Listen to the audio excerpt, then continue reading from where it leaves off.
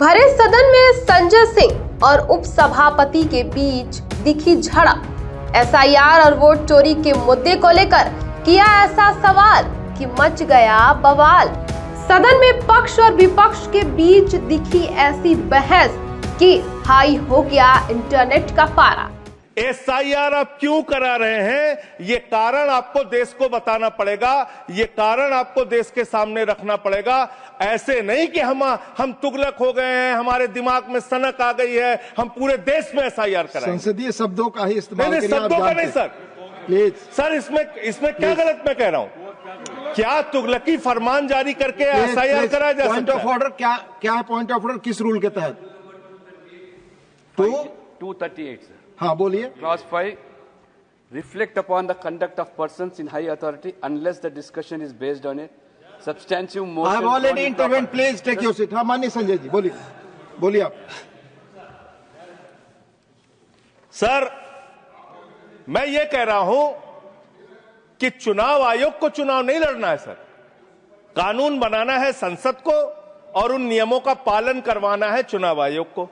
तो आपको जब ये ताकत ही नहीं है एसआईआर की, एसआईआर कराने की ताकत ही नहीं है, आप किसी विशेष परिस्थिति में कारण लिखकर तब आप किसी क्षेत्र का, मात्र किसी क्षेत्र का आप एसआईआर करा सकते हैं, पूरे देश का एसआईआर आप नहीं करा सकते। दूसरी बात सर, आते हैं बिहार के ऊपर। उससे पहले मैं थोड़ा जिक्र दिल्ली के चुनावों का कर लूं। दिल्ली के अंदर मान्यवर, मैं एक चीज आपको स्पष्ट कर दूं माननीय संजय जी। हाँ मैं समय दूंगा, मेरा टाइम।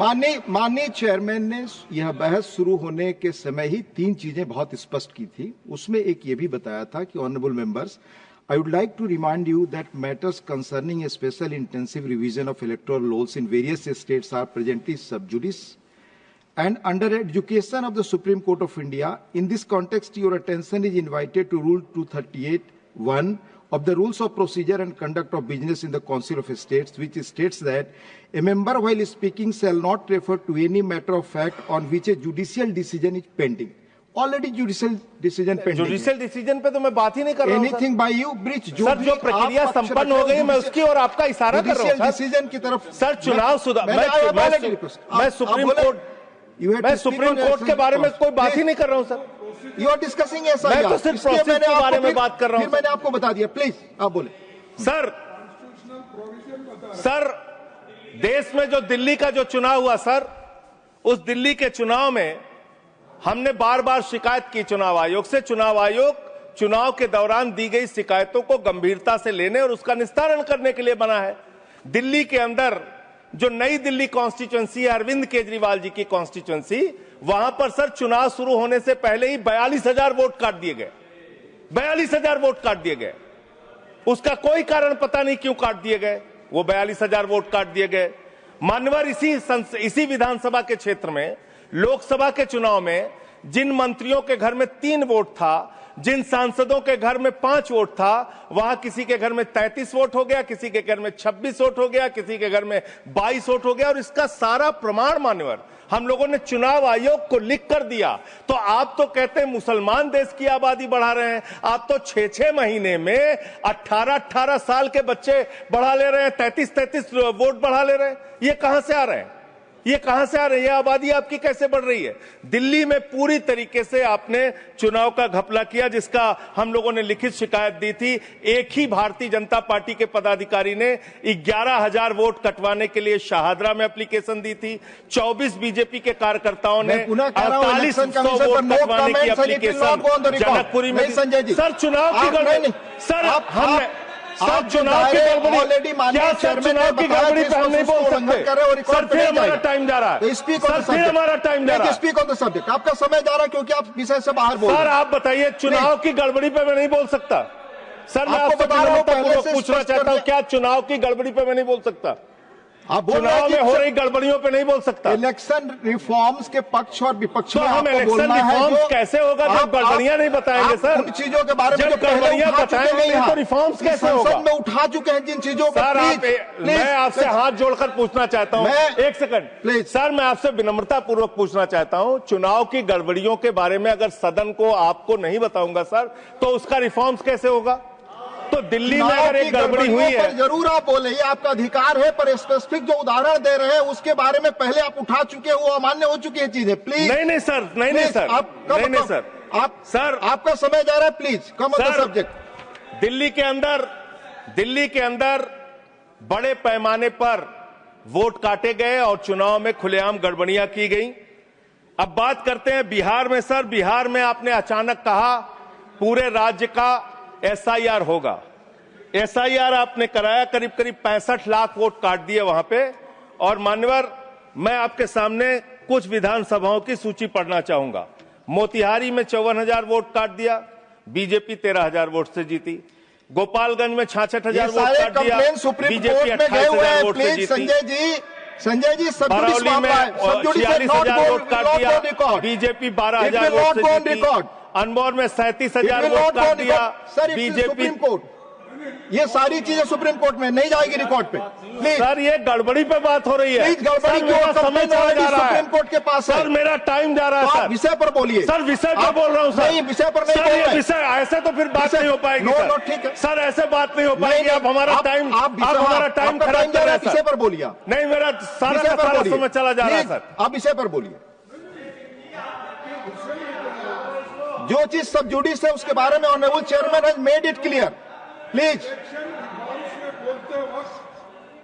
इलेक्शन में ऐसे गड़बड़ियां होते हैं, उसको क्या करना चाहिए ये बता रहे हैं। ये सारे कंप्लेन माननीय एलओपी सुप्रीम कोर्ट के पास है। ये सब जुडिस मामला है, इस पर मैं अलाउ नहीं करूंगा। ऑलरेडी चेयरमैन ने कह दिया। माननीय संजय सिंह, आपका समय जा रहा है। आप सर, आप बोलने ही नहीं दे रहे हैं। फिर ऐसे बोलने नहीं दे रहे हैं आप कानून। सर, चुनाव की गड़बड़ियों के बारे में नहीं बोलेंगे। आप संवैधानिक मर्यादाओं, चुनाव की गड़बड़ियों के बारे में नहीं बोलेंगे और चेयर पर आरोप करेंगे। ये आपको फ्रीडम है, आप कुछ भी कह सकते हैं नियम कायदे के बाहर जाकर के। और चेयर पर दूसरी बात सर, प्लीज, ईवीएम का इस्तेमाल देश के अंदर शुरू हुआ। प्लीज। और जब ईवीएम का इस्तेमाल शुरू हुआ, अपनी जगह बैठे, तो देश में तमाम बहस शुरू हुई। और ईवीएम के ऊपर सबसे पहला किसी ने सवाल उठाया तो उस व्यक्ति का नाम है जीवीएल नरसिम्हा। उन्होंने बाकायदा किताब लिखी है कि लोकतंत्र के ऊपर खतरा है ये ईवीएम।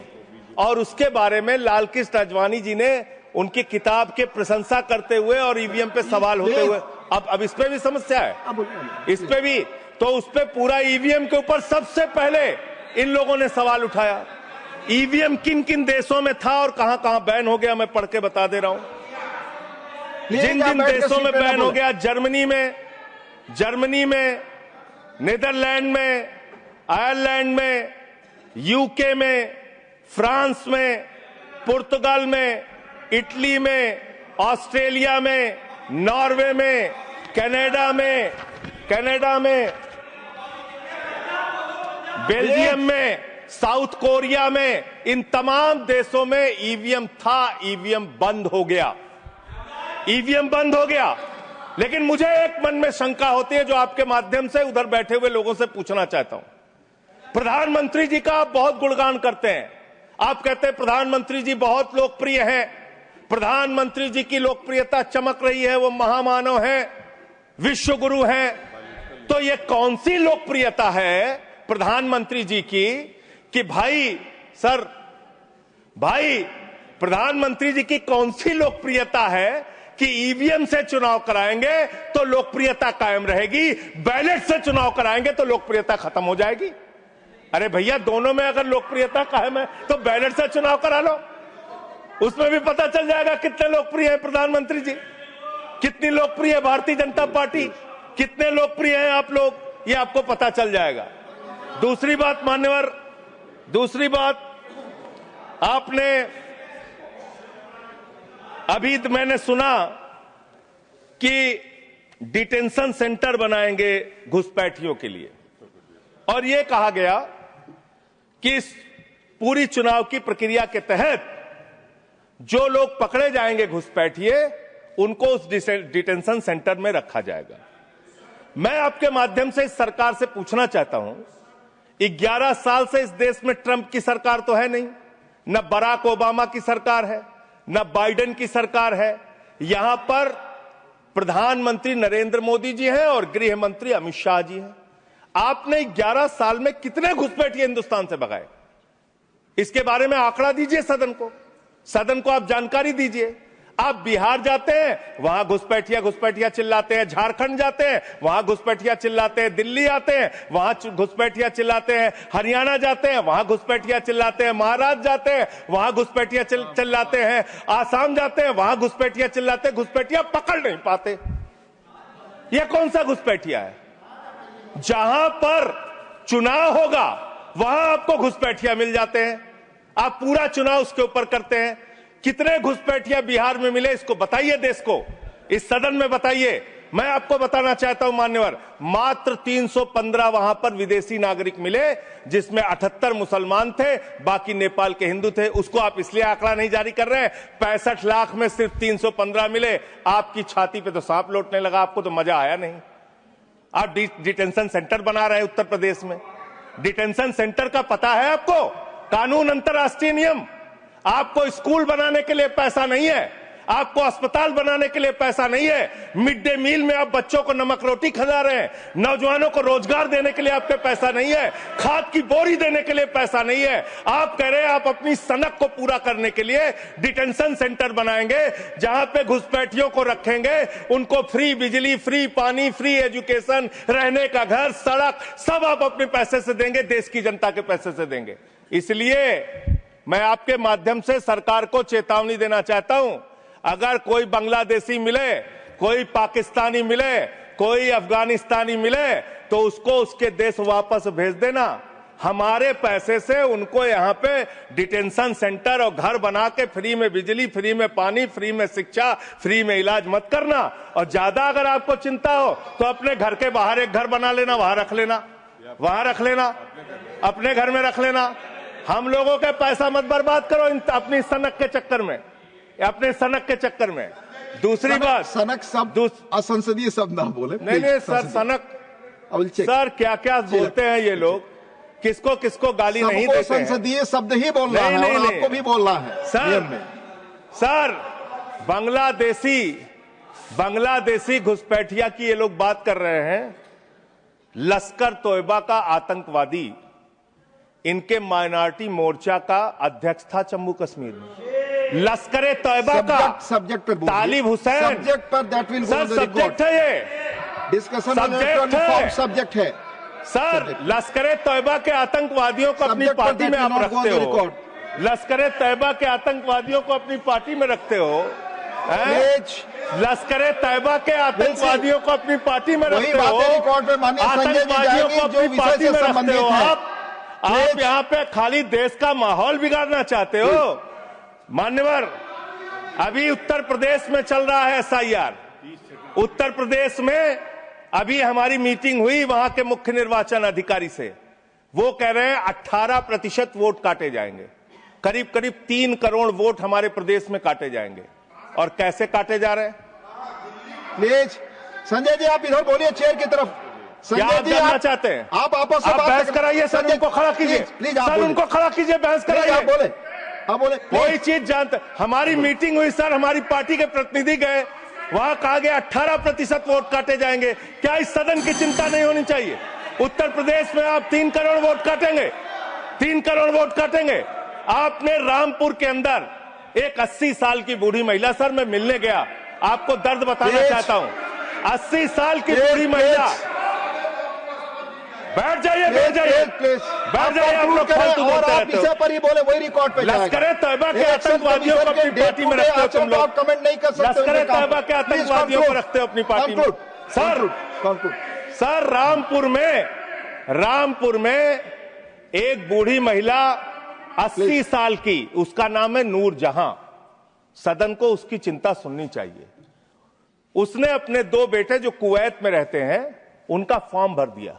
उस 80 साल की बूढ़ी महिला नूर जहां के ऊपर मुकदमा हो गया सर, जबकि चुनाव आयोग का नियम कहता है कि अगर कोई आपका हिंदुस्तानी बच्चा विदेश में रहता है, उसका भी मतदाता हिंदुस्तान में वो बन सकता है।